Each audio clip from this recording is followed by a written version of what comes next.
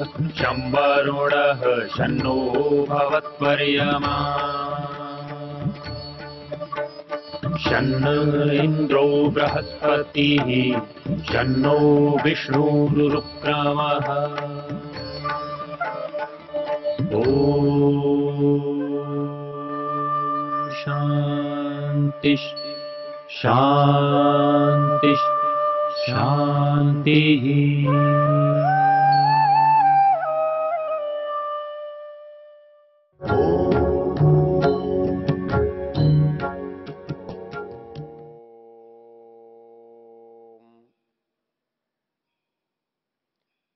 इस वेद चर्चा में हम यजुर्वेद के पुरुष अध्याय की चर्चा कर रहे हैं। आज जिन मंत्रों पर हम चर्चा करेंगे वो केवल यजुर्वेद के ही नहीं, पूरे वैदिक साहित्य में सबसे अधिक प्रसिद्ध और सबसे अधिक विवादास्पद मंत्र हैं। उन मंत्रों को लेकर बहुत पक्ष और विपक्ष समाज में देखे जाते हैं। हम मूल मंत्रों को देखकर ये समझ सकते हैं कि पक्ष और विपक्ष का जो विचार है वो कितना उचित है और कितना अनुचित। संसार को समझने के लिए एक उक्ति है, यत् पिंडे तत् ब्रह्मांडे, अर्थात संसार के किसी भी एक इकाई में जो गुण हैं वही गुण समस्त संसार के पदार्थों में पाए जाते हैं और होते हैं। हम जब इसको समझते हैं तो इसका एक उदाहरण दिया जाता है, जैसे सोने से बनी हुई चीज, उसके आकार रचना के कारण भिन्न भिन्न होती है, उसके भिन्न भिन्न नाम हो सकते हैं, किंतु उसका जो स्वरूप है, उसके गुण हैं, वो सब वही होंगे जो सुवर्ण के होते हैं। मिट्टी से बनी हुई चीज कितने भी प्रकार की हो सकती है, किंतु उसका मिट्टी पना, उसका जो मूल स्वभाव वो नहीं जाता है, मूल स्वरूप नहीं बदलता है। वैसे ही इस संसार को जब हम समझना चाहते हैं तो संसार को समझने के लिए हम संसार के पदार्थों से समझते हैं। वैसे ही किसी चेतन को यदि समझना हो तो हमारे पास एक स्वाभाविक प्रकार है कि एक चेतन को देखकर हम दूसरे चेतन को समझ सकते हैं। उसमें जो सामान्यता है या जो विशेषता है वो भिन्न कुछ होने पर भी, लेकिन जो उसकी सहज बात है उससे हम उसके विवेचन को जानते हैं।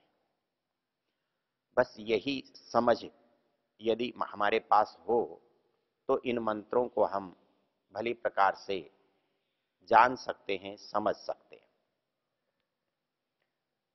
संसार में चीजों को समझने और जानने के लिए एक बहुत प्रसिद्ध तरीका या प्रकार है। वो प्रकार है कि हम देखी हुई वस्तु से न देखी गई वस्तु को जानते हैं। हम सामने समुपस्थित वस्तु से अनुपस्थित वस्तु को जानते हैं और इस जानने को हम समानता कहते हैं।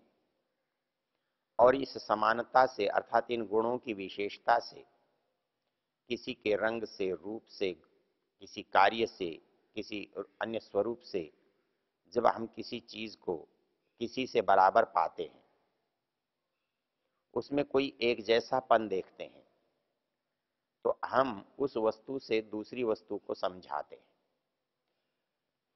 और इस तरह से एक वस्तु का ज्ञान दूसरी वस्तु के ज्ञान का कारण बनता है। हम इसे सामान्य दृष्टि से समानता कहते हैं, साहित्यकार इसे उपमा कहते हैं। एक वस्तु भिन्न होने पर भी कुछ समानताओं के कारण हमारी समझ में आ जाती है। कोई 4 पैर की वस्तु है तो आकृति उसकी गाय जैसी है, किंतु गाय नहीं है। ऐसी वस्तु को समझाने के लिए हम उदाहरण देते हैं, भाई जो गाय जैसी तो होती है और गाय नहीं होती है, उसको हम नील गाय कहते हैं। तो ये जो उदाहरण है वो समानता से जानी गई वस्तु को वस्तु से अनजान वस्तु को समझाने का तरीका है। वही स्थिति हम वेद के इन मंत्रों में देखते हैं। परमेश्वर को हम उस तरह से समझाना चाहते हैं जिस तरह से हम एक समझी हुई वस्तु को देख करके समझ सके। हम जब किसी एक वस्तु को अच्छी तरह से जानते हैं तो उससे मिलती जुलती वस्तु को जान सकना आसान हो जाता है, और इसलिए हम उसको जानने का यत्न करते हैं। इसमें 2 बातें और समझने की हैं। हम कभी कभी ऐसा समझ लेते हैं कि एक चेतन का जो गुण हमें दिखाई दे रहा है वो दूसरे चेतन में नहीं है और इसमें है। ये लगता है किंतु वास्तव में ऐसा है नहीं, क्योंकि जिस चेतन को हम शरीर के रूप में देख रहे हैं वो शरीर इस चेतन से भिन्न है। चेतन का शरीर से कोई संबंध नहीं है। ये उसके अधिकार का होने के कारण से, उसको प्राप्त होने के कारण से इस पर उसका स्वामित्व दिखाई देता है। वो स्वामित्व ही उसकी उपस्थिति है। तो ये भी बात यहाँ बहुत आसान हो जाती है समझने के लिए, क्योंकि जीवात्मा निश्चित रूप से साकार नहीं है, निराकार है, आंखों का विषय नहीं है। लेकिन हम इस शरीर के कारण से उसे मान लेते हैं साकार है, और इस शरीर को ही जीवात्मा समझ करके व्यापार कर लेते हैं, व्यवहार कर लेते हैं। जो हम परिचय देते हैं तो शरीर का परिचय देते हुए जीवात्मा का परिचय मान लेते हैं, समझ लेते हैं। लेकिन पीछे आपको मैंने निवेदन किया है कि जीवन में एक क्षण ऐसा आता है जब मूर्ख से मूर्ख व्यक्ति भी जड़ और चेतन को पृथक करता है, पृथक देखता है और सबको पृथक रूप में ही बताता है। जब किसी निकट का मेरा स्वर्गवास हो जाता है, देहांत हो जाता है, तब उसी शरीर को मैं ये कहता हूं कि मेरे पिता नहीं रहे, जबकि शरीर मेरे सामने है। किंतु उस दिन मुझे मालूम पड़ता है कि शरीर पृथक है और आत्मा पृथक है। यदि ये सत्य, ये सिद्धांत मेरी समझ में आ जाता है तो मुझे ईश्वर को समझने में भी कोई परेशानी, कोई रुकावट, कोई बाधा नहीं होती है। जैसे मैं इस शरीर को देखकर उस जीवन को पहचानता हूं, तो मैं ये सोचता हूं कि वो जीवन इस शरीर को किस तरह से काम में लेता है। इसके कार्यों का विभाजन मेरे सामने आता है तो मुझे ऐसा लगता है कि ये उस आत्मा के काम है। तो जब एक आत्मा के काम को मैं देखता हूं और समझता हूं तो उसको दूसरी आत्मा को समझने के लिए भी उनकी सहायता लेता हूं। उस क्रियाओं के, उनके स्वरूप को समझकर वहां आरोपित करता हूं। क्यों? कि जो चेतन है, जो आत्मा है, वो जब जड़ से, शरीर से संबंधित होगा तो वो अपनी क्रियाकलापों को किस तरह से करेगा, वो इतना सहज है समझना कि उस कितनी क्रियाएं समाज में हो सकती हैं। जितनी क्रियाएं समाज में हो सकती हैं उनके अनुसार हम साधन बनाते हैं, उनके अनुसार उपकरण बनाते हैं, उनके अनुसार यंत्र बनाते हैं। हमें जब किसी चीज की आवश्यकता होती है कोई समस्या हमारे लिए होती है तो उसका समाधान समस्या के अनुरूप किया जाता है। तो समस्या के अनुरूप जब समाधान किया जाता है तो हमें साधन, हमें उपकरण, हमें यंत्र उस तरह से बनाने होते हैं जिनसे उस समस्या का हल हो सके। तो वैसे ही संसार में इस जीवात्मा की जितनी समस्याएं हैं उन समस्याओं का हल किस तरह से हो सकता है, तो परमेश्वर ने उसको उतने उपकरण, उतने साधन बना कर दिए हैं। तो उसको आवश्यकता के रूप में, उसकी उपयोगिता के रूप में, उसके कार्य के रूप में हम उसे जानते हैं। हम एक मनुष्य को जानते हैं, वो सोचता है, वो देखता है, वो सुनता है।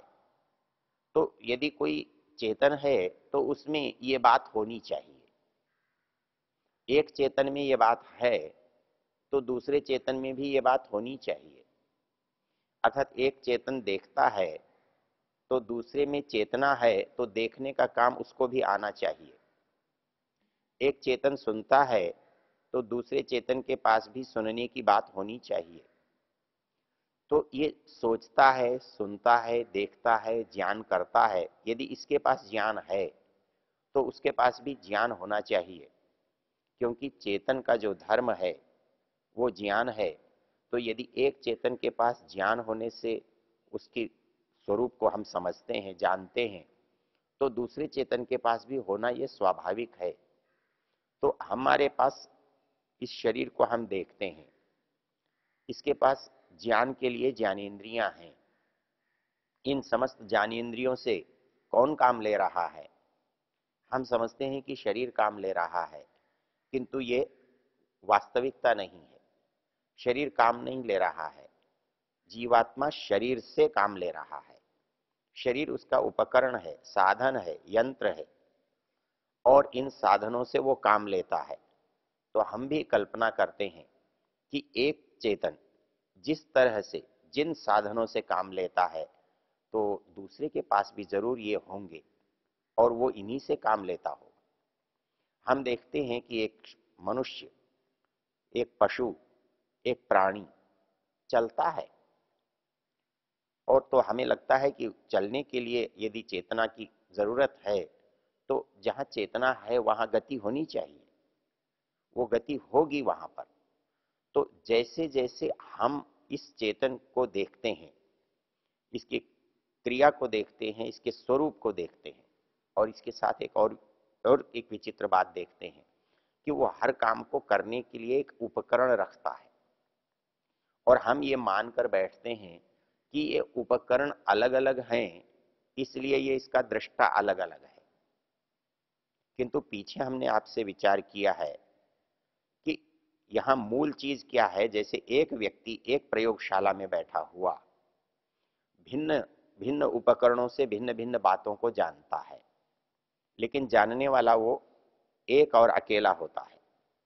तो वैसे ही इस शरीर रूपी प्रयोगशाला में एक बैठा हुआ जो जीवात्मा है वो भिन्न भिन्न इंद्रियों से, भिन्न भिन्न साधनों से जान रहा है, लेकिन वो जानने वाला एक है, अनेक नहीं। ये बात हमें तब समझ में आती है जब हम इन इंद्रियों के कामों में तारतम्य देखते हैं, इनमें समन्वय देखते हैं। कांटा पैर में लगता है, पीड़ा पैर में होती है, लेकिन हाथ कांटे को निकालने के लिए जाता है, आंख उसे देखती है। तब हमें समझ में आता है कि पैर में, हाथ में, आंख में संबंध है, और यह संबंध अपने इनमें के सामर्थ्य से नहीं होता। अर्थात यदि पैर का हाथ से, आंख का पैर से यदि संबंध स्वाभाविक होता, शरीर के कारण होता, तो एक मृत व्यक्ति में भी होना चाहिए, एक मृत शरीर में भी होना चाहिए, किंतु ऐसा नहीं होता। अर्थात जब तक इसके अंदर चेतना है, जब तक इसमें गति है, जब तक इसमें ज्ञान है, तब तक ये संबंध दिखाई देते हैं। हमको कोई शब्द आता है, हम उधर देखते हैं, उस शब्द का मनन करते हैं, उसके अनुसार क्रिया करने लगते हैं। हो सकता है हम उस शब्द को सुन करके उसकी ओर जाएं। इसका उल्टा भी हो सकता है, हम शब्द सुनकर उससे दूर भाग जाएं। जब गाड़ी आती है, रेल के पास, पटरियों के पास कुछ जानवर चरते हैं, लेकिन जैसे ही वो आवाज सुनते हैं वो दूर भागने लगते हैं। तो ये जो क्रिया हो रही है, तो ये क्रिया इन साधनों से हो रही है। तो हमको लगता है कि ये शायद बहुत सारी चीजें हैं, अलग अलग हैं, किंतु जब समन्वय पर विचार करेंगे, इनके अंदर संबंध को देखेंगे, तब हमें एक चीज पता लगेगी कि ये भिन्नता बाह्य है, ये भिन्नता आंतरिक नहीं है, ये भिन्नता स्रोत में नहीं है, मूल में नहीं है। ये भिन्नता केवल पदार्थों में है, कर्ता में नहीं है।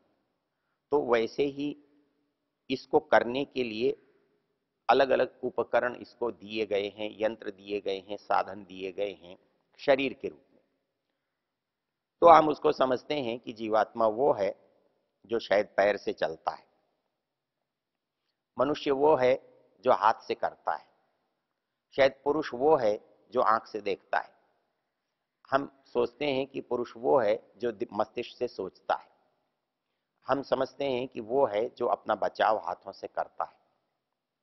तो ये जो अलग अलग काम हो रहे हैं, तो हमको लगता है कि ये काम किसी भी चेतन में होने चाहिए, और यदि हम इन कामों से इस चेतन को पहचान सकते हैं, हम हाथ के करने से इसके कर्ता को पहचान सकते हैं, आंख के देखने से इसके दृष्टा को जान सकते हैं, कान के सुनने से इसके श्रोता को समझ मान सकते हैं, हमारे मनन करने से हमको उस बात का पता लग सकता है कि कोई मनन करने वाला है।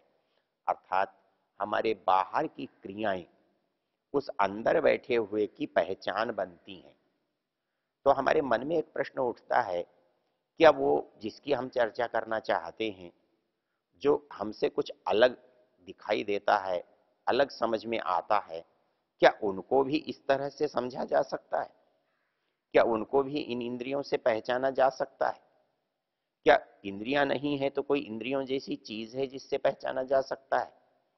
या उसके साथ देखना, सुनना, चलना फिरना आदि क्रियाएं हैं जिसके कारण से उसे जाना जा सकता है? तो ये इन मंत्रों में जो विशेष बात कही गई है वो यही है कि यदि हम एक चीज को संसार में समझ लेते हैं तो दूसरी चीज संसार में समझना आसान होता है, और वो चीज समझ में जल्दी आ जाती है।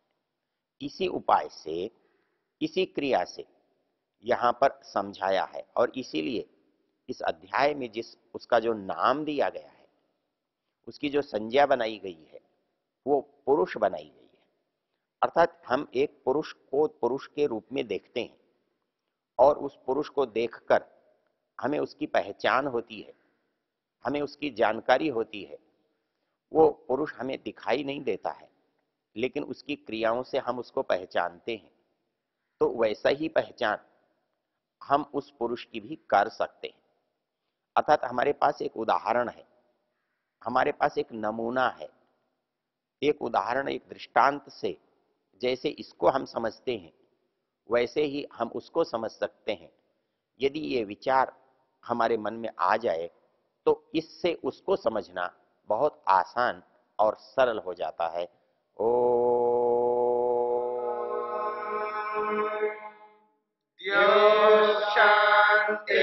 शांतिरंतरिक्षं शांति पृथिवी शांतिरापः शांतिरोषधयः शांतिः वनस्पतयः शांतिर्विश्वे देवाः शांतिर्ब्रह्म शांति सर्वं शांति शांतिरेव शांति क्षमा शांतिरेधि। ओम शांति शांति शांति।